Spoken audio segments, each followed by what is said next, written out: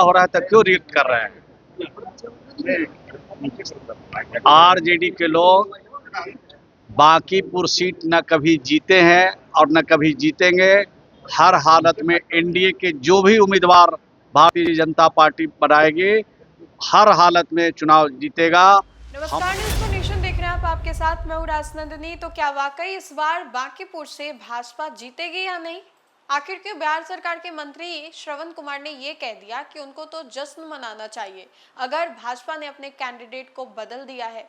आपको मालूम होगा कि अचानक से हुए इस बदलाव को लेकर के अब खूब हलचल हो रही है और ये कहा जा रहा है, ऐसे राजनीतिक दल के जो विपक्ष दल के लोग हैं वो ये कह रहे हैं कि भाजपा जो है डर गई है प्रशांत किशोर से, और कहीं ना कहीं तेजस्वी यादव की पार्टी से जो उम्मीदवार कैंडिडेट उतारे गए हैं रेखा गुप्ता, उनसे भी अब जिस तरीके से निशांत कुमार को दोबारा से बांकीपुर का कैंडिडेट बनाया गया है, उसके पहले अगर हम बात करें तो अभिषेक बंटी के बाद निशांत सिन्हा को जिस तरीके से ये मौका दिया गया, अब इन सब चीजों को लेकर के खूब हलचल तेज है। और बिहार की फिजाओं में इस वक्त आपको बताएं तो बांकीपुर उपचुनाव को लेकर के चर्चा काफी तेज है। और श्रवण कुमार ने कहा है, और अगर विपक्ष को ऐसा लग रहा है कि वो इस बार नहीं जीत सकते हैं तो उनको तो जश्न मनाना चाहिए। वो इतना रिएक्शन क्यों दे रहे हैं, वो इतना सोच क्यों रहे हैं? उनके लिए तो फायदे वाली बात है ना कि अगर भाजपा ने अपने कैंडिडेट को ये सोच समझ के बदल दिया कि कहीं वो कमजोर है या फिर कुछ और भी सोच रही है, तो उनके लिए तो ये फायदे की बात है। वो इतना रिएक्ट क्यों कर रहे हैं? आइए हम आपको सबसे पहले सुनवाते क्या कुछ कह रहे हैं बिहार सरकार के मंत्री। बैठे हैं, आ गए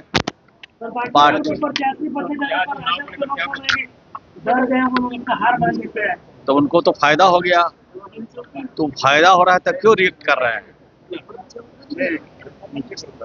आरजेडी के लोग बांकीपुर सीट न कभी जीते हैं और न कभी जीतेंगे। हर हालत में एनडीए के जो भी उम्मीदवार भारतीय जनता पार्टी बनाएगी, हर हालत में चुनाव जीतेगा। हम लोगों ने जो काम किया है 20 साल नीतीश कुमार के नेतृत्व में और सम्राट चौधरी के नेतृत्व में जो काम हो रहा है, हर घर, हर बिरादरी, हर मजहब, हर धर्म के लोगों के लिए, हर व्यक्ति, हर परिवार के लिए जो हम लोगों ने काम किया है, जनता के दिल में एनडीए वास करता है, जनता के दिल में नीतीश कुमार वास करते हैं, जनता के दिल में मोदी जी वास करते हैं, जनता के दिल में सम्राट चौधरी वास करते हैं, जनता के दिल में एनडीए के सभी नेता वास करते हैं। उनका सहयोग समर्थन बड़े पैमाने पर मिलेगा।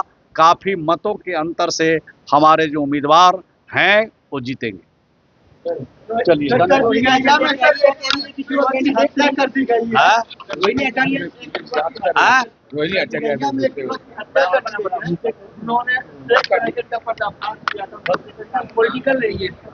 जो कानून के हिसाब से कार्रवाई हो रही है उसकी चिंता मत कीजिए।